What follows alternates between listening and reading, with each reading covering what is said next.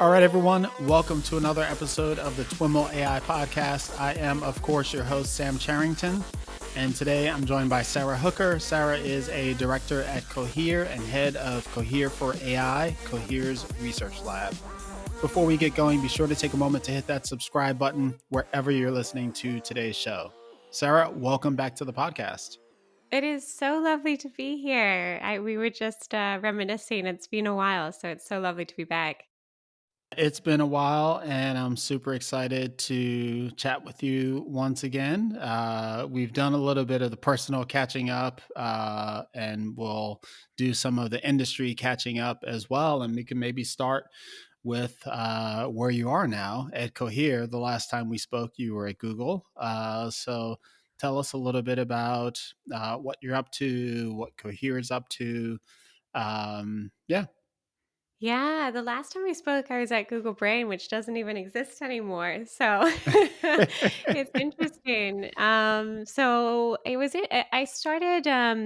Was at Brain for a long time, probably 5 years, and then about a year and a half ago, Nick and Aiden first approached me with this idea that they wanted to have a research lab. And I remember the time I said to them that they're frankly crazy.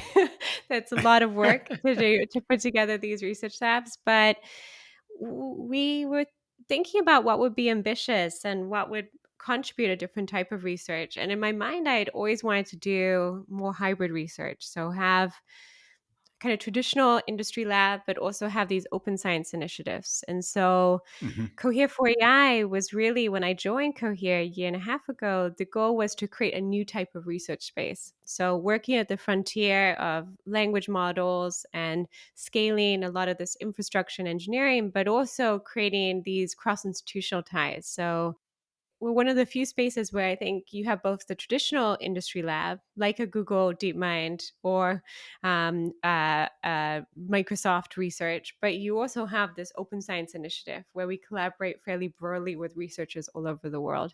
But it's been a roller coaster ride. Like when I joined a year and a half ago, I didn't anticipate any of the things would happen over the last year, and it's felt just absurdly kind of surreal in many ways because of the amount of interest and everything that's been Mhm. going on. Mhm. And was Cohere formed? Was it formed specifically in light of LLMs, and it was probably GPT-3 era, um, or Actually, did that just yeah, happen? it just happened. So Cohere was founded probably 3 years ago. About so the founders Oh, Aiden, okay, Nick, and Ivan. So it was pre-GPT era, in fact, and okay, in particular, like Chat GPT era. That happened, and yeah, I think that surprised us all. It's very rare that you're working on something, and then all of a sudden, millions of people around the world want to use it. right, But what was fascinating was that when they kicked off, they knew they wanted to do language. And so Cohere has always been just a language first company. But I think that for them, the widespread adoption of this, it's almost like it's felt like a wave this year hmm, because there's just been so much inbound interest. And that was not formed, the intentions of forming Cohere far preceded that. got it, got it. And the Cohere for AI that came after. It sounds like Cohere, and um, Yes and no. you're It's very focused on. interesting. Okay, So before Cohere, Ivan and Aiden, two of the founders, had met at University of Toronto. They actually started something which was a decentralized research lab. So very in the spirit of like, let's recreate the spaces in which research exists. They called it For AI. And okay, I remember when Aiden and Nick approached me, this is one of the things that swayed me because I knew that they already really believed in it because it's where they had both met and they had both connected about research. So Ivan and Aiden published one of the most celebrated research papers that year in Europe out of this 4AI decentralized collaborative effort. At the time, Ivan had actually dropped out of school completely, so he was a dropout, but he was doing research with Aiden. And that's how they started thinking about Cohere. And that's when Nick joined. So Nick was at Google Brain at the time, and he joined as a third okay. co-founder. But For AI really was the foundation of Cohere. And now For AI is just a much more, I would say, I guess, ambitious form of the original For AI while still preserving the legacy, this commitment to having these new spaces where we can cross collaborate. Got it. Got it. And what was that research paper you referenced? I believe, and I can't remember the exact name, but I remember it had something to do with what was it? I will ask Ivan, but I remember it was kind of a fun one. I want to say it had something to do with dropout, but maybe it didn't. But it Okay. was interesting because it was Ivan's first paper as well, and it won an oral that year. So Aiden's most Mm. recognized paper is, of course, Transformers. So he did that while he Hmm. was at Brain. And what's interesting about that paper is basically everyone who was an author on that paper has now founded a company Yeah. somewhere. But that was really a pivotal paper for many reasons. So this was not that paper, but it was really a special paper because it was a paper that came out of totally non-traditional research setting. So no work had just been done under those decentralized types of forming collaborations where everyone was dropouts or they were from University of Toronto or they were just independent researchers getting together to work in these empty offices and work towards this paper goal. And so does Cohere for AI retain some of that distributed uh, model or agenda, or is it all Cohere employees and more like a traditional research lab? It's both. So one of my bets was I wanted to have this open science, this ability to collaborate. I think that's increasingly important because we now see with many labs the opposite trend. But I actually think that it's an important setting, especially for cross-institutional initiatives. So things like our IA Multilingual, which covers 101 languages. We also have a full-time research staff. My team is actually distributed. I wanted to take a bet on ML talent. And so I have research scientists who are in Germany, who are in Amsterdam, Canada, US, Brazil, Nigeria, and we have our research scholars, which are they're really crafted to be entry points into machine learning research. And there again, it's remote first. So that bet, even with the full time staff, was a bet that we could find ML talent in many different places in the world. And in fact, it was a strategic bet as well. I really wanted this lab to be. I knew when I left Brain that the goal wasn't to reproduce a Google Brain, because frankly, that would have not been a very productive avenue. We're never going to have 900 people in the research team. So my goal is Hmm. really how do we produce research that's truly different? What are we contributing that's unique? And one of those bets was how we hire, where we're really hiring talent all over the world. Part of this is the bet that when your talent pool is so big, you just find really brilliant people. And I'm really proud of our full time research staff. They've produced some incredible works this year. But the other bet was we should collaborate widely and we should, in contrast to what other labs are doing, where they're increasingly locking down, we should lean into openly collaborating. And a perfect example of that is the Aya project, which just involves independent researchers all over the world from both traditional academic institutions like MIT, but also just independent researchers who are starting their journey. So the two, I think, are well balanced, but they're both part of this bet that we should be producing a different type of research. And that as a lab, we're only going to be producing something meaningful if we're also changing the spaces in which research is done. Mm. Mm. Can you tell us a little bit about Aya and what that project is aiming to do? Aya is a grumpy project. So Aya is actually the word Aya means it's a Twi word. It means fern, and it really refers. It's a symbol, which is the perseverance of ferns to grow still in inhospitable places. Hmm. Aya is truly something that I would describe as perseverance. It's this effort to bring together researchers all over the world and to make these models not just English first. So, in some ways, we have had this really exciting set of breakthroughs where we now have this incredible capability for generative AI in English. So, this is part Hmm. of what's made the last few years exciting. And I would say there's a few ingredients that have gotten to those breakthroughs. One is just scale. The other is this structured data, instruction fine tuned, where you have questions and answers. And structuring the data in that way has really led to a big leap in zero shot performance and the ability of these models to perform well on unseen tasks. And then the third thing is these preference training. So having preferences about what we prefer really helps tuning these models. The scale thing benefits both English and multilingual, but the fact that we have no data outside of English for a lot of these instruction fine tuned is what really holds back these leaps in technology for all the other languages.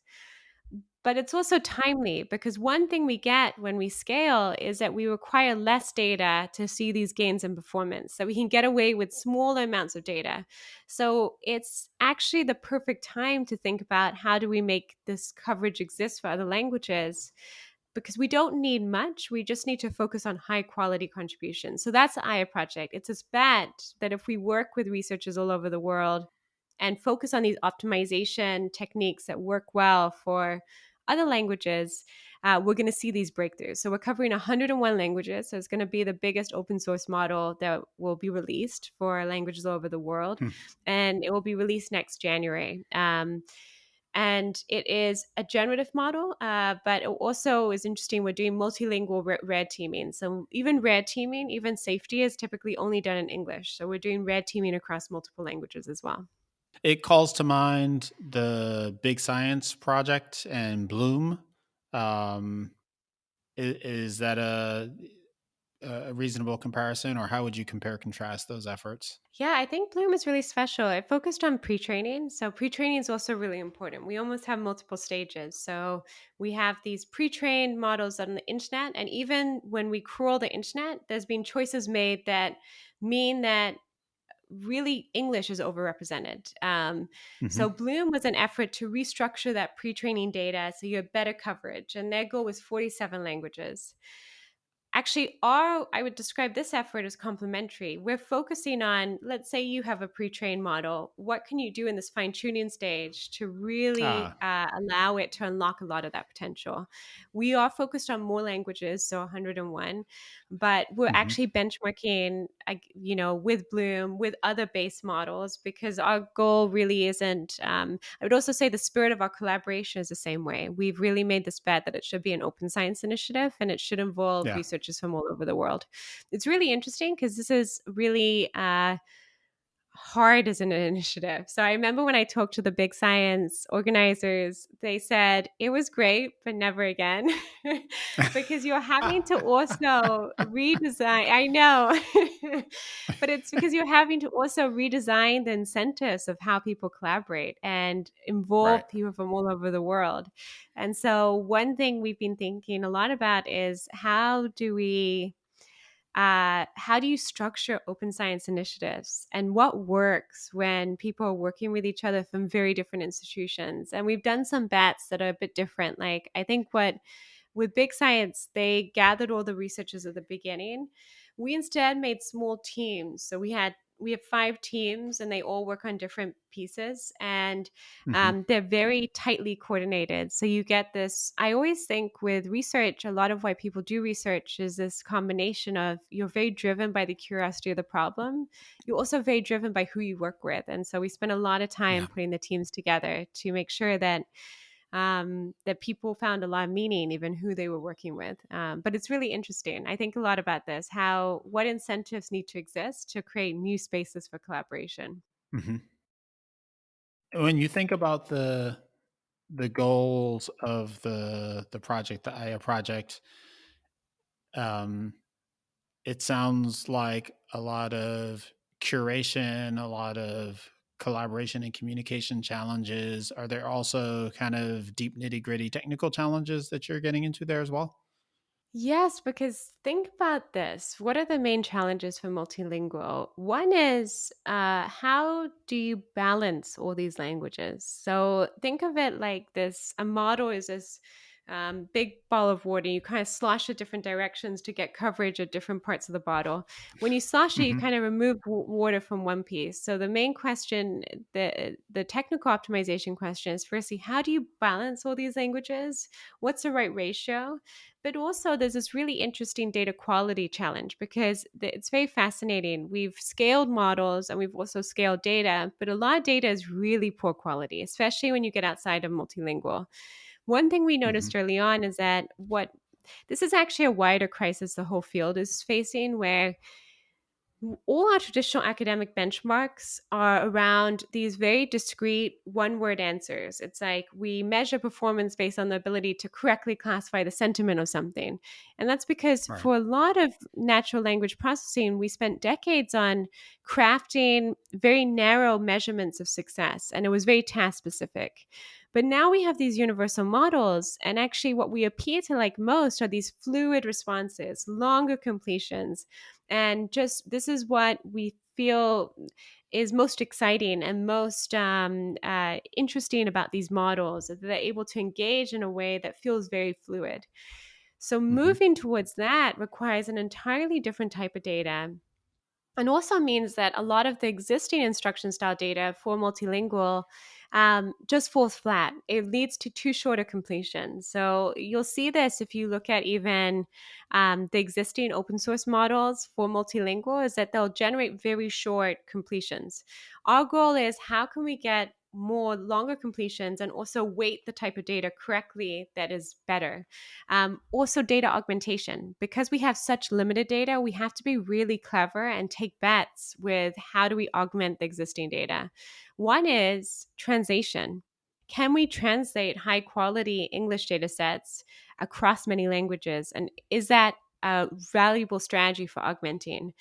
The Hmm. downside is that there's biases as well to these translation models. They're not perfect. Right. But for low resource languages, it can still make a huge difference.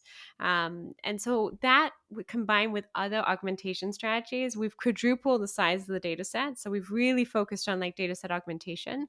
The optimization challenges I really want us to tackle in the second stage of this project next year is tokenization, which typically does not work at all for scripted languages like Hindi or Arabic or Japanese, Korean, but also this idea of preference training. So, preference training has been the sparkle dust, which has really unlocked a lot of potential in English. We tell the model which one we prefer, and that's used to guide the model completions through really reinforcement learning by human feedback or something else that's optimization based. What's the problem? What if you have 101 languages? Do you need preference data for all 101? There's this really Hmm. fascinating question that maybe you can actually just have a subset of preferences and there's transferability between languages. So I think there's a lot of very interesting questions around that. Yeah. Yeah. Um, you mentioned that you'll be testing against multiple underlying models. Um, are you expecting that a model like Bloom that was pre-trained with multilingual capabilities in mind will perform better than a model that wasn't, even if it is perhaps a larger model otherwise? Or do you have any early insight into how that might play out? Yeah, it's actually a very interesting question because I think there's actually two questions there. So one is Okay.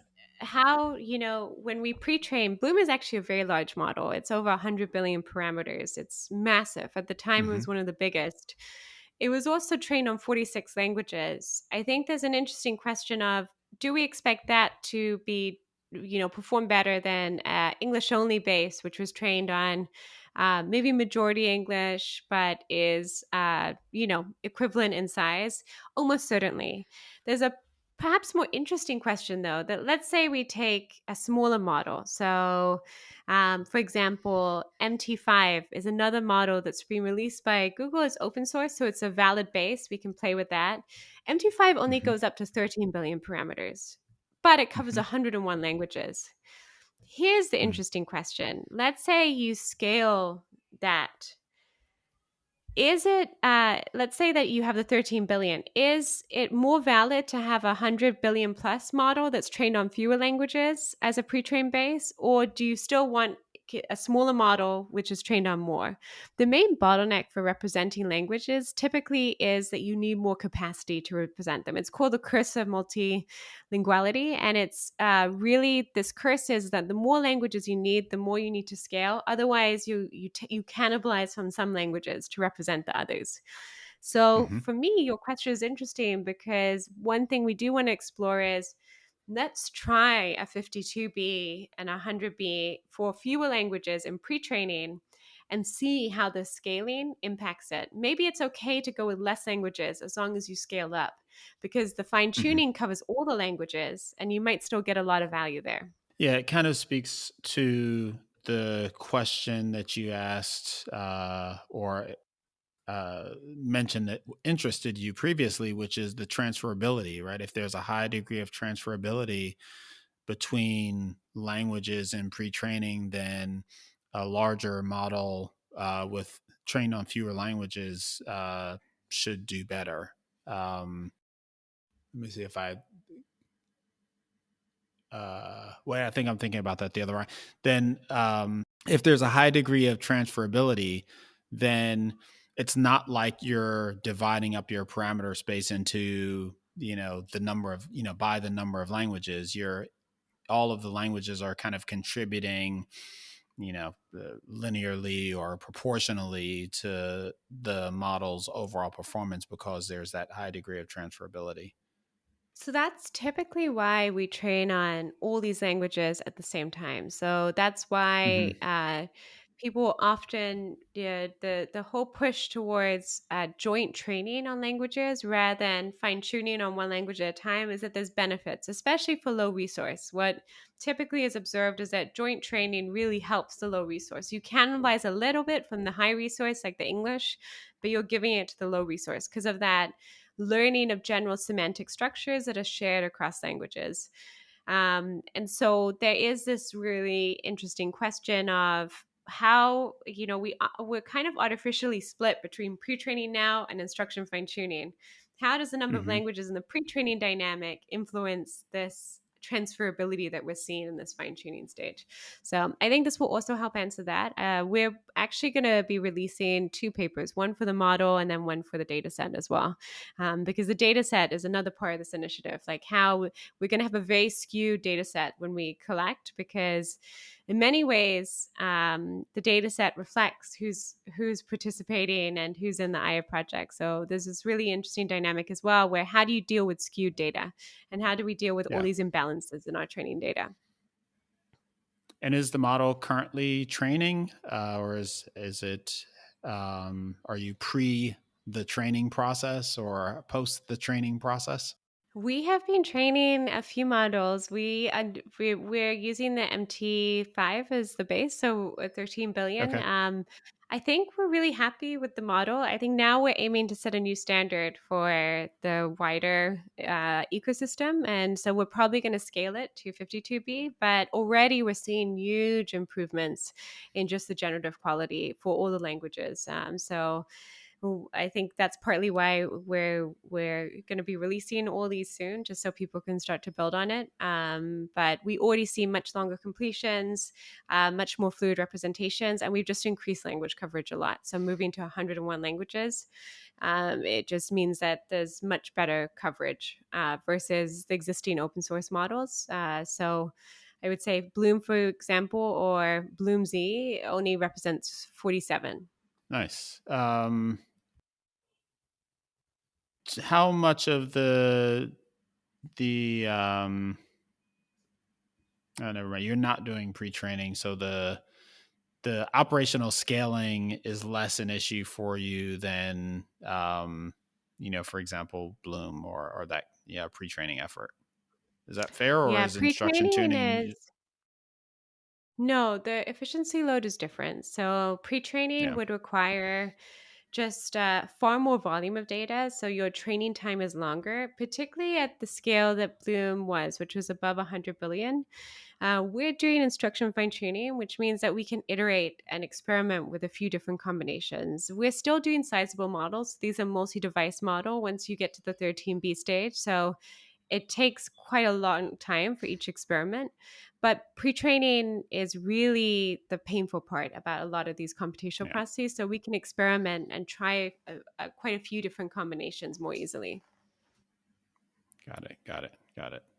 Um, I also wanted to talk about some of the other papers that have come out of Cohere for AI. One that was on my radar is the "When Less Is More" paper, which is looking at data pruning for pre-training. Can you talk a little bit about the motivation for that work? It's really this question of, do we need all of the capacity that we throw at these training regimes? There's been two trends that have characterized our field for the last decade. One is more parameters is better, the other is more data Hmm. is better.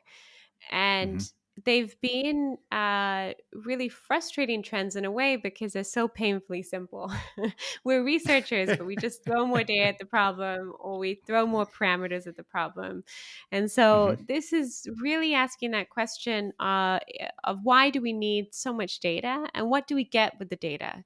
And in particular, it's asking, if we cared more about data quality, could we get away with less? And could we still Yeah. perform as well? And for me, this is part of a more broader inflection point within the field of, for a long time, it was really hard to get my colleagues to care about data. I mean, it was really painful because the whole premise of how people thought about deep neural networks was that you don't have to care about data because you allow the model to deal with it. You Hmm. delegate representation to the model.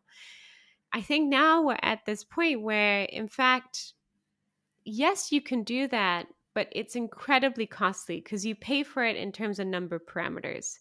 If Yeah. your data is junk, what you're really doing is just regularizing your model, and you need a lot more capacity to compensate for the junk data to still be able to extract value. This originally was part of a series of work that I did on what does a model forget when you remove most of the parameters. It forgets when you remove 90%, it forgets these noisy or rare examples, which tells us that 90% of all the weights in the model are used to compensate for these really noisy examples. So I think a lot of this data pruning effort is this belief that if you isolate higher quality data, you can just get away with a lot less in terms of training time, but also the capacity that you need. So this paper was led by Max, and it's work I'm really proud of because it looks at data pruning at scale. And what I mean by scale is that when we do pre-training, as you talked about, this idea that that's where the cost of all the training of these models is, it's expensive for two reasons. You're processing a lot of data. Typically, we crawl the internet and we're extracting really these unsupervised texts, and then we train them in an unsupervised way.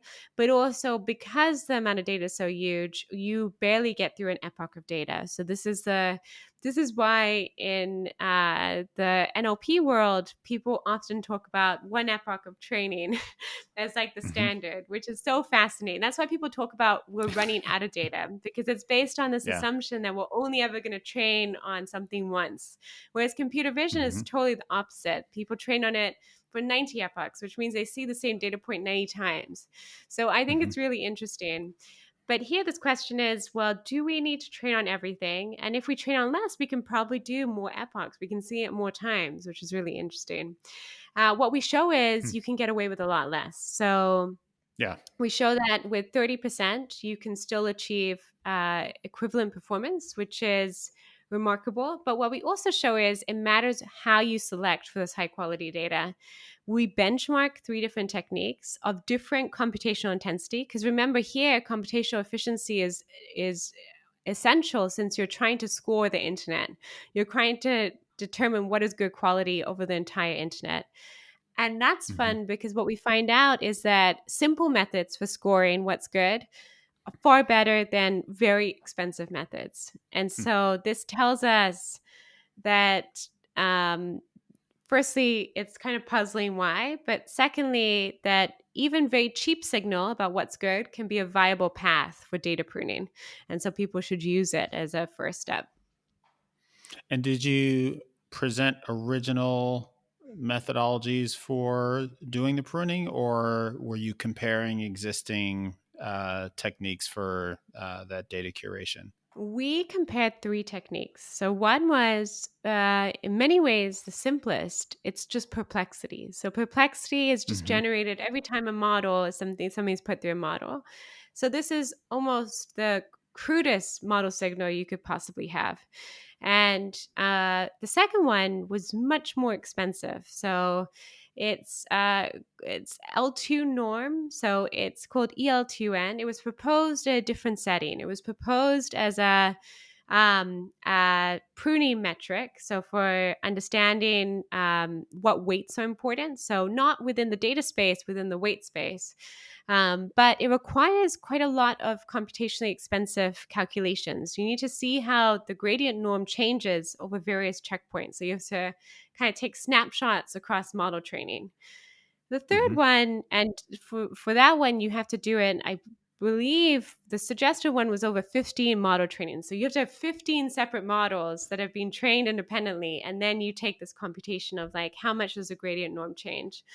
The third one was memorization score, also quite expensive. But both the EL2N and the memorization score were not proposed for data pruning. So we were trying them out for a context that they weren't originally imagined for.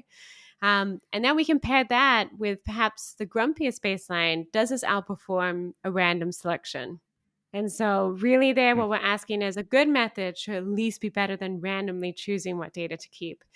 And we Hmm. found that only perplexity did. So, perplexity was the only metric that consistently outperformed, which suggests we have a lot more work to do because Hmm. we do need more formally rigorous methods, but clearly the methods that we have proposed that are very rigorous, when we test them in this setting for this use case, they are not up to par with just a very simple model signal. Hmm.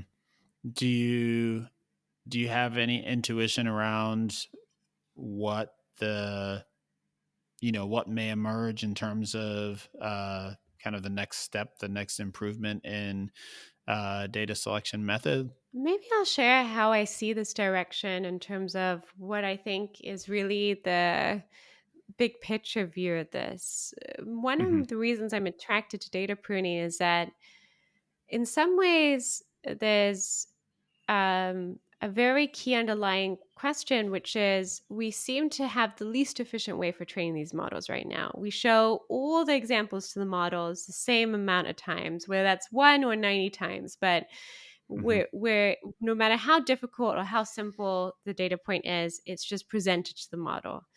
It's not how humans work. Typically, when we find something challenging, we like squint in, we ask, oh, tell me more, or we ask a clarifying question. We have a high degree of saliency that makes us way more efficient because we spend more time on hard things and less times on easy things. So the overall direction that I think is fascinating, and data pruning fits in as a very simple example of this, where you put zero attention on some examples and 100% of attention on others. But the future of that is adaptive training in general, where Yeah. over the course of training, you adaptively identify what is salient for your learning procedure and you spend more capacity there. Right now, we allocate the same amount of capacity to all examples. So I see this from a few different directions. Data pruning is one, but even how we use the weights within a model is another. Right now, we do global updates, which means that no matter what, you're updating all of your weights for an incoming batch. But this doesn't Hmm. really make sense. We need ways that we have more modular capacity, that we have kind of fusing and merging of different model sections and much more. Another work that came out of the lab that was led by Ted was mixture of experts. Mixture of experts for me is one of the first steps in this direction of just having much more decomposable components to your model and having this adaptive capacity where you can route. So there's two, data pruning and general adaptive capacity are how I think that we're going to be creating models that are more efficient, because right now we just spend the most. We show all the examples, we update all weights, we do the same number of forward passes. And if you think about the world, one of our great benefits navigating the world and efficiency is that we can choose to ignore and we can Hmm. choose how we allocate attention. So that's missing right now from these models. Can you talk a little bit more about mixture of experts broadly and ultimately this work in particular? It's, I think, come up in the context of some speculation that GPT-4 is a mixture of experts based model, um, and so I'm curious, how you explain it, what where you see it going, and what this particular paper looked at with regard to MOE. Yeah, so mixture of experts in general is this idea that you have many different models that learn slightly different things. And then at the end of the day, when you actually have your trained model, you route your input, whether that's language or whether that's images, to the expert most specialized to represent it. It's a beautiful idea. In some ways, it gets this essence of how do we create something where we have specialization instead of just having these massive models where you update everything. You have a model which might be better at coding than it is at generating or processing French prompts. And so the idea is that you have this specialization over time. What are the challenges of mixture of experts? One is, frankly, that they're very hard to train. They tend to be very sensitive. So, because you're essentially doing routing, so you have to decide where something goes, experts can become biased early on in training. So if an expert is favored early on, it almost gets favored repeatedly, which means that there's all sorts of tricks to try and ensure that you don't choose your favorite expert early on and then end up sending it everything. The most crude Mm-hmm. trick, which actually is widely used, is you do like load balancing with random routing. So during training, you might just randomly allocate. But I'm Mm-hmm. sure we can do better. It's one of the open questions. The second tricky thing about mixture of experts is that when you actually deploy these models, you have to hold in memory all the different experts because you have to have the expert ready if it gets chosen. This turns out to be very challenging for actually making these models usable. One of the work Just that from we a did that operational scalability perspective. operation scalability, because of the amount of memory that you need in the Yeah. machine to be able to hold all these checkpoints of fairly big models and then call the one that's needed. Mm-hmm. What's interesting is that this was a topic of our work. So Ted led this work, and it was about how do we make mixture of experts extremely parameter efficient. And what I mean by that is using 1 to 2% of the weight updates so that we can actually only update a few weights and then only use a few weights when you're holding stuff in these things in memory. And so it combined mixture of experts with these parameter efficient modules. So you don't, when you're training your mixture of experts, you don't actually have to bring in the whole model in memory. You have a single model, and your mixture of experts are these tiny little routers and tiny little modules on top of that. So you're adding less parameters, but it means that you have dramatic savings in your memory requirements. And that's an important continuing direction, which is how do we make these actually more usable and lower latency? But in general, mixture of experts is a really exciting direction because Mm-hmm. it's also just shown clear breakthroughs on certain tasks. So I think you alluded to it, but this idea that mixture of experts is behind some of these very performant models, which is being more or less confirmed at this point.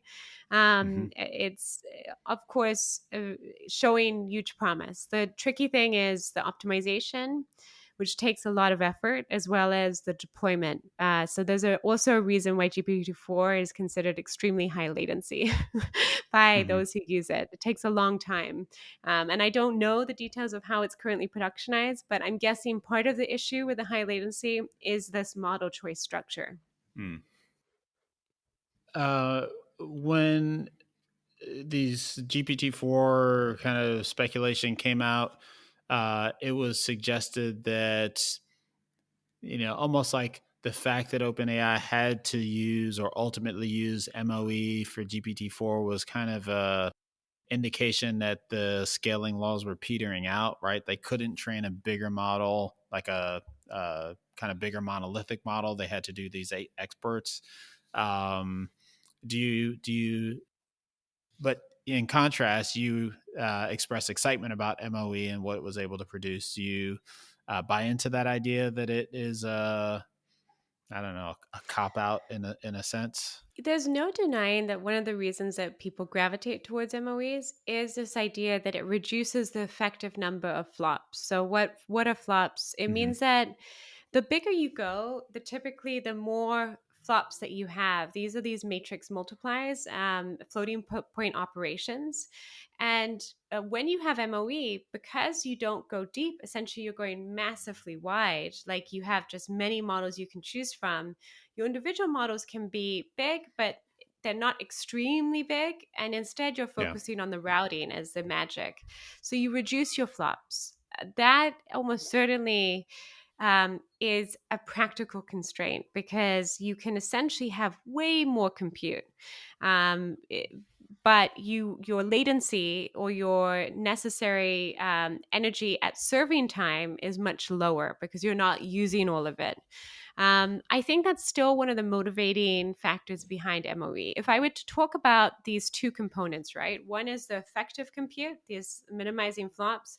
The other is a Hmm. specialization ability. I would actually say specialization as observed property is sometimes not immediately clear with these trained models. So sometimes it's not that we see that one of these models only does code and one of these models always does French. So Right. definitely what's motivating the interest right now is more this effective compute argument.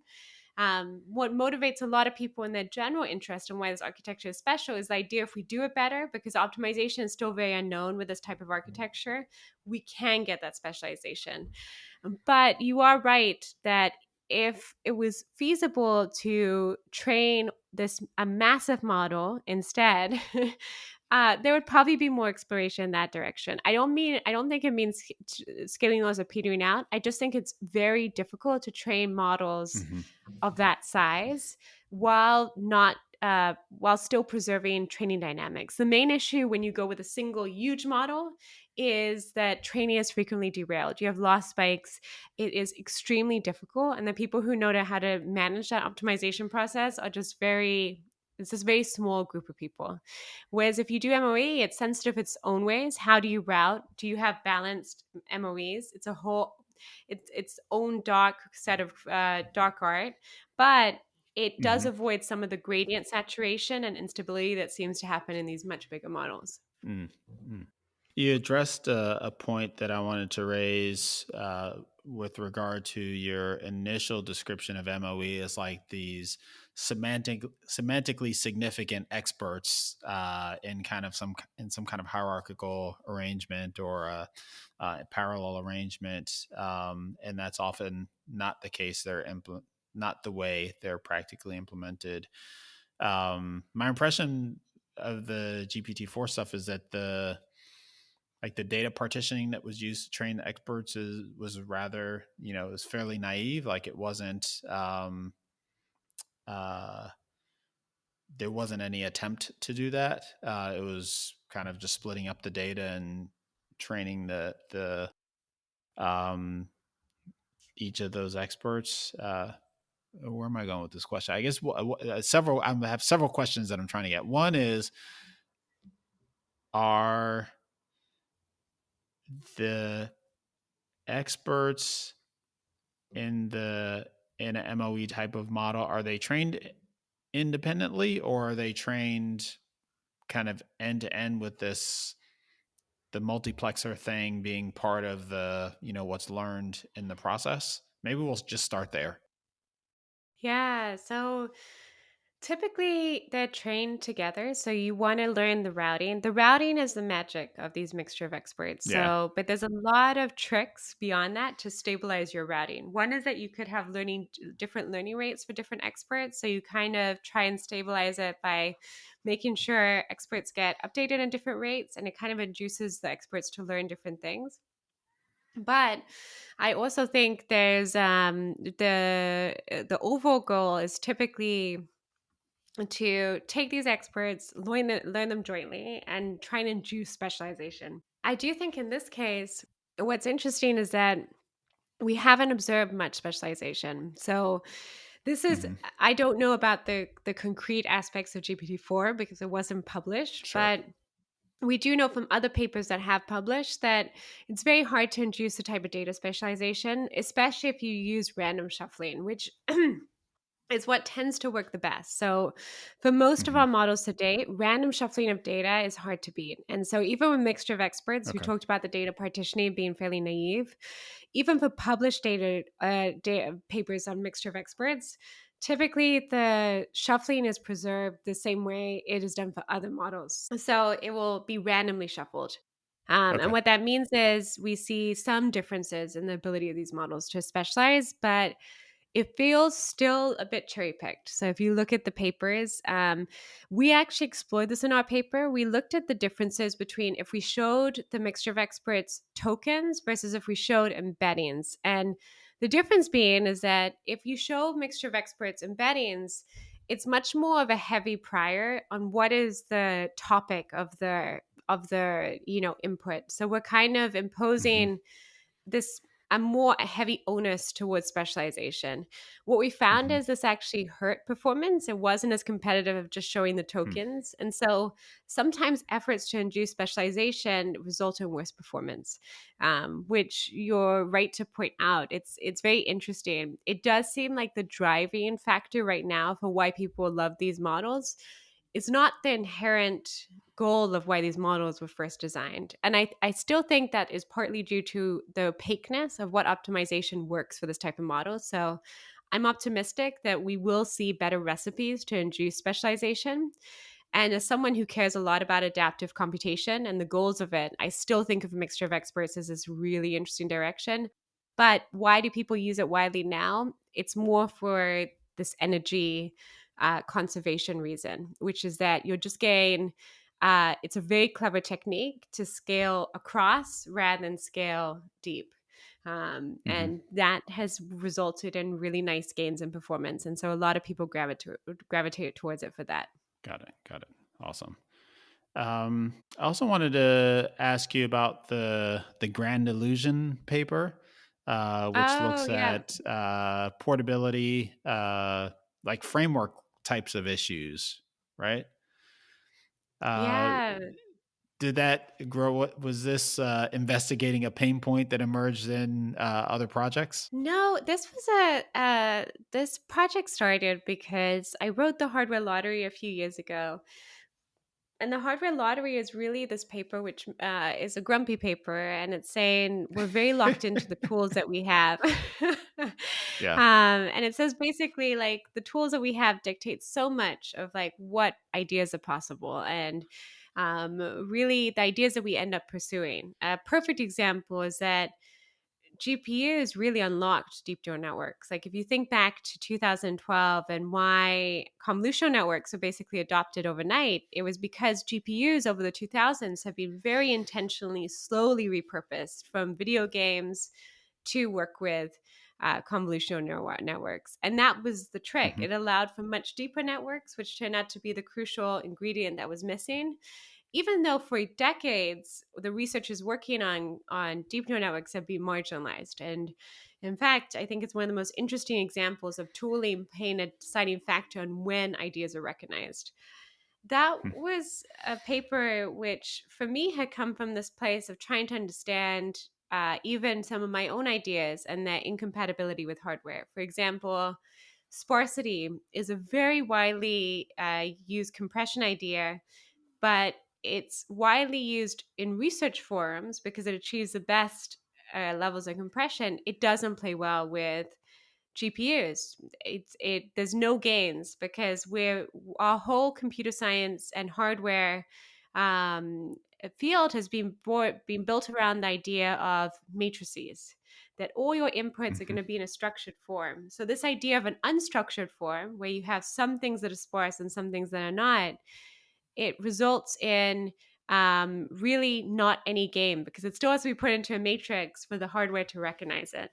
So I wanted to interrogate this, and Fraser and Zhang led this paper, and I wanted to ask, well, how locked in are we really? Because we know we're locked in, but it's hard to tell because we often only realize after the fact what was holding us back. So we only realized that GPUs were critical for deep neural networks after 2012. But how can we tell how bad the situation is? And so this paper asks, it says all these mainstream frameworks, so JAX, TensorFlow, PyTorch, they all are purported to be general frameworks. They're all Python libraries. They're the workhorses of ML. They're used by millions of people around the world. And m- most ideas, probably 99.9%, are probably developed in one of these frameworks right now. How portable are they? Or how locked in are they with the hardware that they use? And this is a simple idea, but what we find is that these frameworks, even though they purport to be general, are just extremely locked into underlying hardware. So, for example, when you try to transfer PyTorch to TPUs, 40% of all functions fail, which means that if you need to translate an idea to a different hardware type, it's just not usable. We also Hmm. find that there's just massive slowdowns in performance, which sometimes are untenable. So some functions just fail to transfer across completely in a usable way. What all this means is that there's first class citizens for each type of hardware. So, for example, JAX. JAX is actually a promising software framework because there's hardly any failures. It works, everything works in TPUs, everything works in GPUs, but you see massive slowdowns on GPUs. So above 90% of all functions have massive slowdowns on GPUs. And that's because it's been developed with TPUs in mind.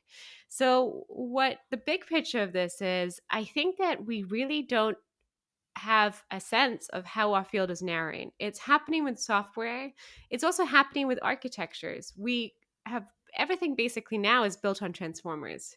And what's interesting is that you see hardware overfit to transformers, which means it's going to be harder and harder and harder to do the next stepwise shift to a totally different architecture. Hmm. NVIDIA in their latest H100 even called it the transformer accelerator, even though that was a clever marketing and there wasn't really anything Hmm. under the hood. There wasn't just It accelerating also matrix speaks to multipliers. the what you're calling out here. Yes, yes. And it's very interesting because this is a wider. I worry a lot about this because our field moves really fast. And it's very fascinating because we forget that a mere decade plus ago, there was no one in mainstream machine learning who would have vouched for deep neural networks. Hmm. And so it's kind of absurd because transformers are not the finish line. I think most people who work in this field know that, but it is becoming stickier to deviate from transformers. And so the Hmm. time it takes for us to make the next leap is just getting more pronounced by some of the stickiness and friction. Hmm. Do you propose an answer, a solution? It doesn't seem like the tools can predate the method, right? That doesn't make sense. So, does it always have to be like this? Is this just kind of the way the game has to be played? I think that's partly why I wanted to focus on software portability. So typically, a lot of our research innovation is empirical. So no one wanted to acknowledge deep neural networks before they empirically worked. To get Hmm. empirical evidence, you have to make the cost of iteration cheaper. So you have to make it easier for people to experiment across different settings and to understand the limitations and settings in which the methods work. So for me, software portability is crucial because the ability to experiment on different hardware is crucial. There's some hardware that really facilitates certain subsets of functions. So even documenting the latency of functions across is actually part of this wider benchmarking. As we get even more narrow in what types of software is supported, we need to have ways to evaluate what software frameworks are getting better at this and what they're getting worse at this. So this is part of a wider initiative where the crucial thing in terms of enabling innovation is decreasing the cost of switching and increasing the benefits of doing ablations on different types of hardware. That only works Hmm. if we decrease the cost overall. And this comes in different forms, but for me, JAX is promising because at least it doesn't have failures across both hardware types. For PyTorch to lose 40% of all its functions when it switches to TPUs, that really tells me that the compiler team for GPUs needs to pay attention. If this is one of the most widely used frameworks with the most adoption, it needs to be supported. Otherwise, we're just going to see these large cliffs where people who use PyTorch are locked into GPUs and can only experiment there, can only see what ideas work there. We also point out to concrete examples where ideas have not been able to be pursued because of this software lottery. One is early exiting. So it's interesting. Early exiting, the main benefit is you don't have to pass something through the entire network, and you can Right. exit early if the example is easy. You gain a lot.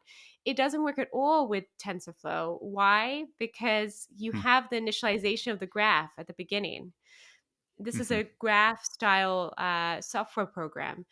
And what that means is that because the entire network is in the graph represented, you don't gain any memory because you can't modify it once you have initialized it. So there's Mm. things like this where I think part of what we're trying to call out is some areas where compiler level developers and hardware experts need to get close into the room and see the tension points. And frankly, I often find the most important first step in these type of problems is to characterize the severity of the issue. Yeah. And this work I'm proud of because it does that in a very grumpy way, but in a very needed way because we need to start collaborating with hardware architects in particular and with software architects. Mhm, mhm. In a sense, it strikes me a bit as a documentation or transparency effort for frameworks akin to model cards and data cards, things like that, data sheets for data sets and model cards. Yeah, and I think that that's actually a nice characterization because part of our goal is to create a common language to bridge these different subfields. One of the reasons this is Hmm. so underexplored is because hardware architects typically have a separate training, a siloed type of jargon, and don't really talk to algorithm developers. In fact, most algorithm developers, like myself, I build models. We're just stuck with the hardware we get. And we don't really Hmm. influence the next generation of hardware. Co-design has become much more of a prevalent, kind of prevalent concept only recently, and it's still very awkward. The timelines are different. The time to produce a new algorithm is much shorter than the timeline to produce a next generation of hardware. So for me, part of what I see these type of efforts, it's giving us a common language to articulate pain points. For example, I might not know uh, the jargon that's needed to describe what changes to need to happen to a compiler, but I do know now what functions are most impacted by this lack of portability. And if they're central to my idea, I now have a language to express why it's important that we support them. And that's Hmm. often the first crucial piece in creating better cohesion between very distinct communities who don't talk to each other that much because their training has been so siloed and because the cultures are very different. Hardware architects also Yeah. have a very different culture. We're very, the ML and researchers tend to favor a primarily open source community, even the social sites that are used are entirely different. Where hardware architects are always on LinkedIn. I now have several ongoing collaborations with different hardware architects, and it's very fascinating. So part of this type of work is meant to give us a joint language to prioritize some of these changes. Hmm. Interesting. Interesting. Yeah. Also calls to mind the I'm visualizing browser compatibility charts. For like CSS and HTML. Well, this will work here, this will work there. You need polyfills for this because it's not native to the browser. Um, and certainly web development would be much less far along if we hadn't come up with a way to talk plainly about what works where. Yeah, exactly. I agree. Yeah, that's a great example. This is switching gears quite a bit. One of the things that you've been thinking quite a bit is what you characterize as a values divide in the AI community. Yeah, how do you think about all that? Yeah, I think we're at an interesting time because it's very rare that the ideas that you work on are adopted by millions of people overnight. And I think we're at this moment where clearly some of this technology is connected in a much more deep way with I would say a very fundamental emotional way with a lot of the general population, people who are not AI researchers, people who are not Hmm. developers. What's interesting about that is that didn't happen with previous breakthroughs. With convolutional neural networks, it was widely applied. So it probably lives behind your phone on different apps, but it didn't connect with the everyday person in a similar way. Whereas this Yeah. has really emotionally connected. Most people have played with a chatbot over the last few months. Most people have experimented and probed it. I think that part of it is that it feels very interpretable to people, which is really interesting. The ability that you can probe through chat and see the responses and identify where the model fails and where it's good, I think that's Hmm. connected people to the idea of playing with an algorithm in a much more visceral way than they ever felt with computer vision, which typically was for a few narrow tasks and was always behind the hood, so to speak. Like people didn't really probe a computer vision model. But what Hmm. this means is that there's just been, I would say, all the emotions that come with people experiencing new technology. I also think from the researcher side, it's been the amount of interest has really forced this question of we this was a research idea which was adopted widely overnight. How do we make sure this is used in a responsible way, and what are the risks? Because whenever a tool is powerful, you have both amplified risk as well as amplified impact. I think the value divide, and I'd be curious to hear what you think about it as well, is that there's a sense that this is part of a wider march towards much more performant models, and that our focus should be on making sure that those are developed in a way that is not a threat to humans and human welfare. And this is what I would call the focus on existential risk. I think Hmm. that for people who are concerned about current models, this sometimes is in tension with feeling that we need enough resources to also make sure that our models, which are current deployed, um, don't amplify risk of some issues. Like closest to my mind and to my heart right now is just misinformation. I really am concerned that we've created models where the generated text is not distinguishable to a human. And so we've lowered the barrier of creating information. This is really Hmm. positive. It means that for in some cases, we're enabling people to communicate and to really be creative in new ways. But on the negative side, I think we've also lowered the barrier to entry for some um, problematic uses of information creation. And so, top of my mind is actually things like how do we make sure that we're investing in directions that actually could help us identify text that's generated by a model, but also that we have good traceability for models and we know how they're being used in different places. That would be if I were to characterize the divide between those who are focused on future models versus those who are focused on current. It's more a divide about where resources should be allocated. If you care a lot about existential risk, often you care a lot about use cases like biosecurity threats. For me, this is a compelling risk. It tends to uh, have immediacy to those that hear about it because it feels, wow, if a language model can describe to someone how to build a bomb, it feels very visceral. People can see that risk. But I often find that is this the most frequent risk that we're going to see in terms of how people actually use these models? And if that's the risk that we care about, I think that's addressable. But does that displace the conversation about all these other risks? Because we've created universal models that can be used for many different use cases.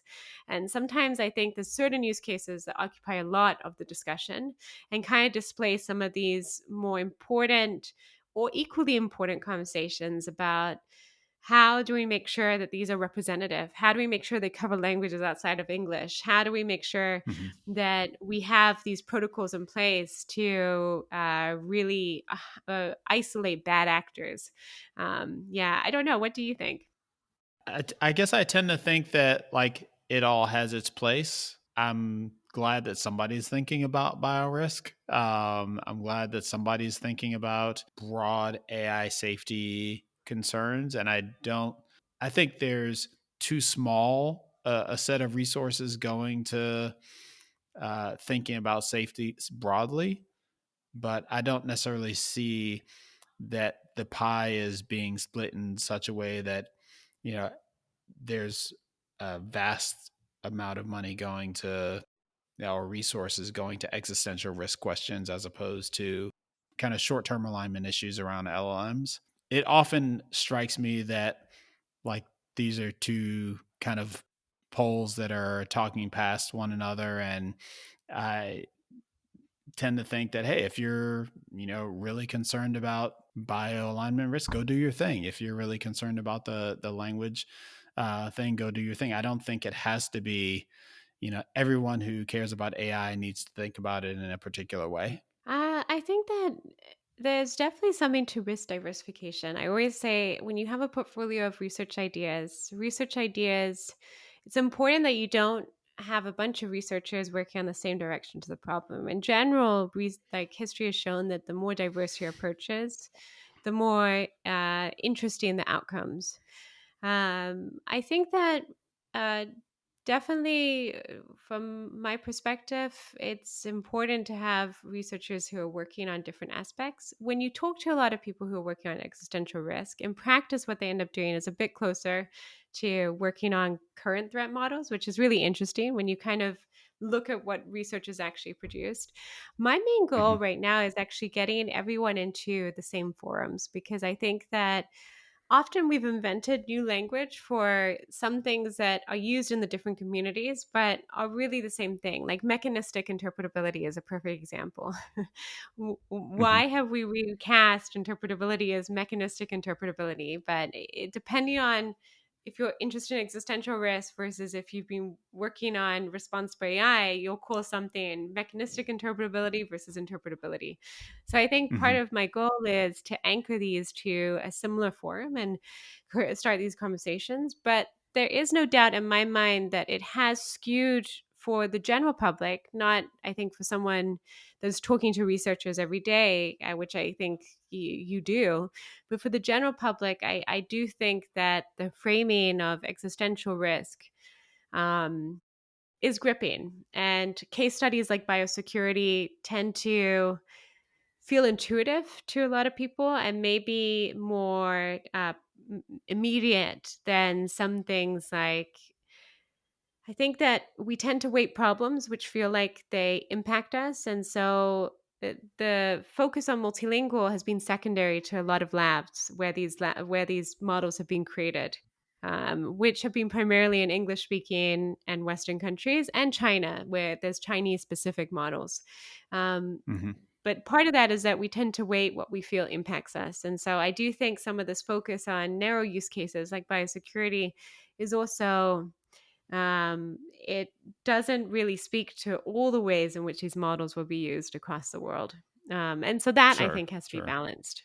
But do you feel that the kind of the public perception and the weight of these existential risk questions in and among the general public and its uh, kind of attraction from hey, this, relates to the sci-fi movies that I've seen or the action movies that I've seen. Like, do you think that that is the concern because you think that that is a leading indicator of the way resources will be distributed in, you know, n years? I think so. I think that it's a very so first of all, when you talk about existential risk in the future, you're not very accountable for it, right? Because you're preventing Hmm. future risks from ever occurring. So, how do you measure progress on this?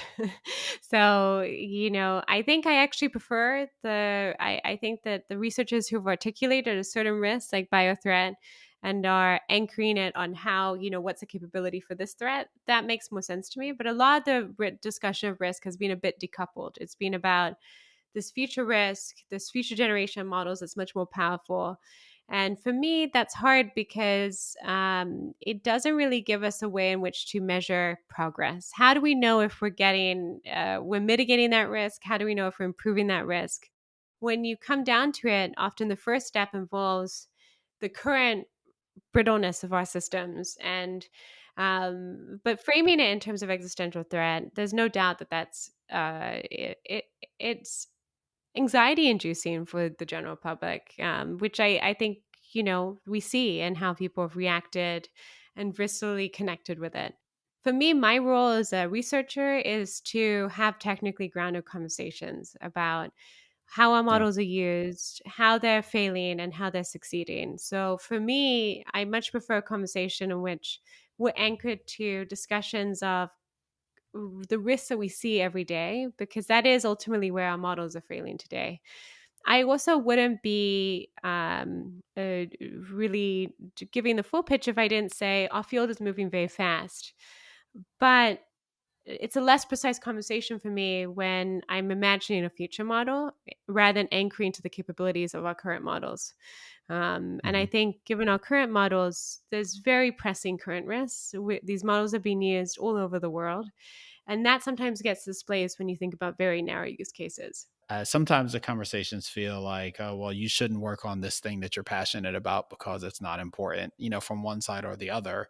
And Mm. I tend not to think that's true. I think people should work on what they care about. And, I think about examples like, OpenAI, um, for better or worse, or kind of how um, OpenAI historically was very focused on AI safety and these kind of big picture existential risk esque questions. Mhm. Um, and yet they're producing practical things as a consequence of that broader mission, right? Um, and so I don't know that the two are even mutually exclusive from that perspective. Like you can be worried about these big picture long term questions and still produce practical intermediate results. Yeah, here's the thing. The research is too hard to do it if you don't care deeply about it. So you're right that Right. we need to be driven by the questions that give us joy.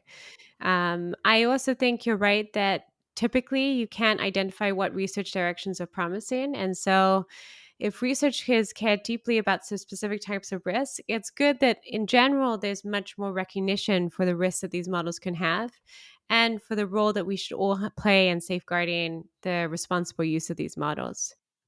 At the end of the day, how these terms come to be used and define the public conversation impacts where a lot of the it impacts the terms of the discourse, and that's the truth. So if we're all talking about existential Hmm. risk, to re-anchor the conversation to current risks, I you do have to intentionally intervene to say, well, this should make the agenda. And that is something that I do think researchers are struggling with, because, frankly, current risks are not making the agenda in many places. And in many places, they're going to inform how these models are developed and where they're deployed and who uses them. And so that's the only thing I will say is, like, as a researcher who I think my job is to add a technical perspective, is that it needs both need to make their agenda. And right now, I think in a Hmm. lot of places where the framework and the ecosystem for how these models are developed is being decided, they're not both treated equally. You mentioned the frontier model paper and that uh, this frontier model is kind of a framework for thinking about this. Can you unpack that a little bit? The way you described a frontier model, um, but when I think of a frontier model, I think of frontier as being new and powerful, and you described it as a model evolving to become a frontier model, which there's some dissonance there for me. So, can you unpack that a little bit in terms of this framework? Yeah, so this was a cross-institutional collaboration. I actually think this was a collaboration where people had very different viewpoints about what risk is and whether Hmm. how do we focus on current risk versus future risks. The paper proposed that a frontier model is a model which has just this likelihood of being able to cause a serious impact to human welfare that was negative. And to demonstrate, perhaps in the vein of emergent abilities, when you scale, that certain abilities emerge, that you demonstrate really these abilities that are considered to be quite harmful. The What I would say is, and what And I isn't push, would is an the bridge out LLM of be considered a frontier model? It wouldn't under the terms of this paper. And that's where I would push, because I think this paper came out of a Hmm. workshop. So it was actually really fun. And it was really fun to grapple with this with a group of co authors who all had different ideas of what risk is. But I would Yeah. say, how do you tell? Like, what's the inflection point where LLM is not a frontier model, but then becomes a frontier model? And that's where I think it gets a bit harder. And I don't think that paper resolves that. I think that paper talks about what should happen when it becomes a frontier model. But the meat of the question, what's needed to actually implement this as policy, would be, how do you identify when it happens? And is it a binary moment? Can a model be a frontier model, then regress and be non frontier?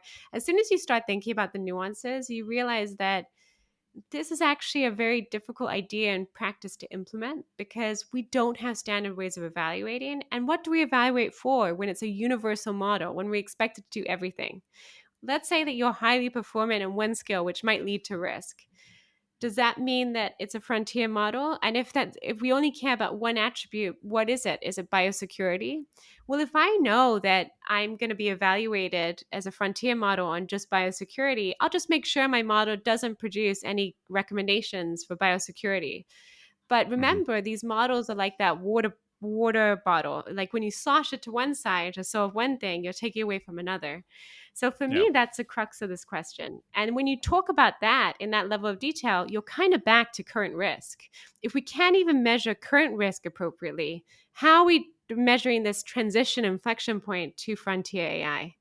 But Hmm. I like conversations like that when we're all in the same room working on a paper. And I think that that's the type of grappling we need to make sure that some of these perspectives are anchored. And that's why I like to focus on talking about the challenges we have with current risk, because I think these compound when you project out. It's not that it gets easier, it's Hmm. compounds. If you don't have a good way to address current risk, projecting that out and trying to identify how that would translate into these inflection points, it's almost like reinforcement learning. All the issues with reinforcement learning is that many of the issues with reinforcement learning are present with static models. You have the issue of, you have to identify uncertainty, and you have to sample efficiently. That's both true for current models, but with reinforcement learning, it just compounds everything because you have this time element. Hmm. And so you end up with really precarious algorithms that are really hard to control.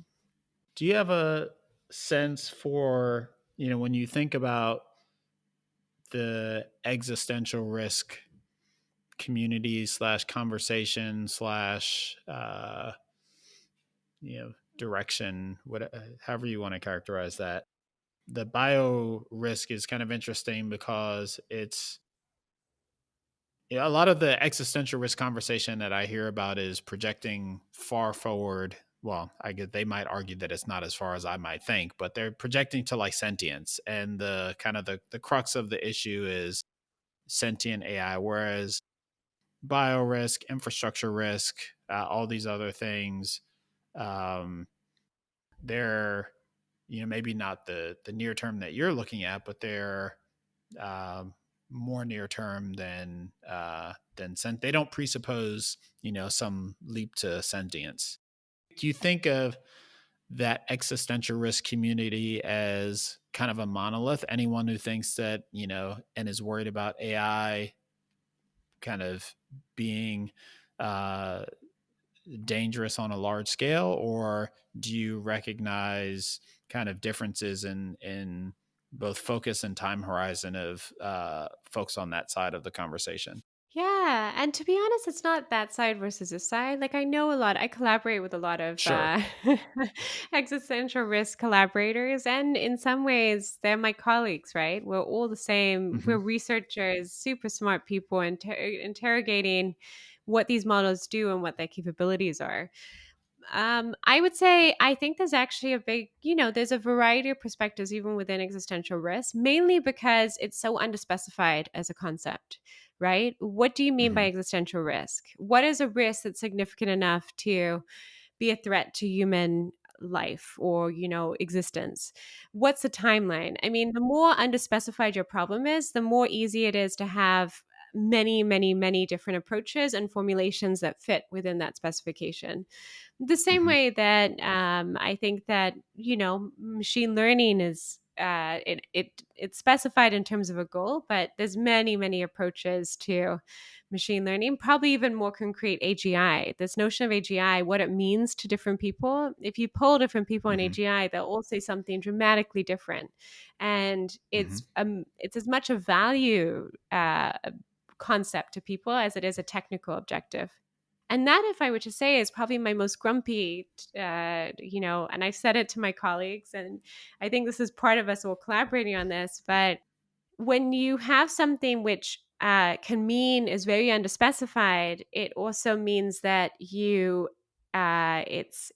hard to hold accountable. And so I think that for existential risk, there's definitely many different approaches. But also, when you get down to the technical details, those are often lacking. Although I think there's some excellent researchers who are doing great work in this space who are building technical frameworks for thinking about some of these things. One of which, by the way, is the red teaming for biohazard risk. I think that was done in a really rigorous way, really interesting way. Think that there's probably a difference in opinion about whether that's the only type of risk to focus on for red teaming, or if it's a case study in how to do red teaming for that type of risk. The authors would Hmm. probably acknowledge that it's a case study, but like there's other risks that matter as well. Hmm. In parallel, there's very long term efforts, which are, I would say, about things like frontier AI, which is, what does it mean? When does it happen? And how does a model look like when it happens? That's not as clear. Yeah, I'm curious how much of that workshop conversation went into naming frontier AI, because to me, hearing you describe it, it leaves out an essential risky element of that you're trying to capture in calling something frontier AI. A lot of conversation went into that name. I think that frontier AI has already been widely used across different, even prior to the publication of that paper. I think frontier AI means very different things to many different people. Personally, I think frontier AI in this case, it's referring to this transition to something which is perhaps capable of producing harm. But for me, names are not as important, frankly. We've been through too many foundation models, frontier AI. It's more Yeah, important to be yeah. clear about what we mean by the definitions. And that's where I think we have some more work to do. Hmm. Yeah, and maybe I'm picking up on the same thing. I think um, frontier AI sounds very much like, or frontier models sounds like foundation models. It doesn't connotate to me that the thing we're trying to get at is this ability to cause harm uh, in a different way, or in a larger scale, or on a different time horizon or something, which sounds like it's an important part of what frontier AI is trying to talk about. Hmm. Yeah, I think you should suggest renaming it, Sam. We'll invite you to the next workshop. Awesome, awesome. Well, I think this may end up being a part one and part two, and I'm sure Yeah. we could come up with a part three if we kept going, but we're not going to do that for right now. But thanks so much for coming back on and chatting about what you've been up to. Super, super interesting stuff. Yeah, thank you so much. It was I really enjoyed catching up, and I loved the conversation. I also I really enjoyed the variety of concepts that we covered. I feel like we got through a lot. So, thank you so much. But this is like an old school length episode. They've been a lot shorter in recent years, so that was fun for sure. Oh, really? Wow, we had a lot to talk about. Very good. Thanks so much, Sarah.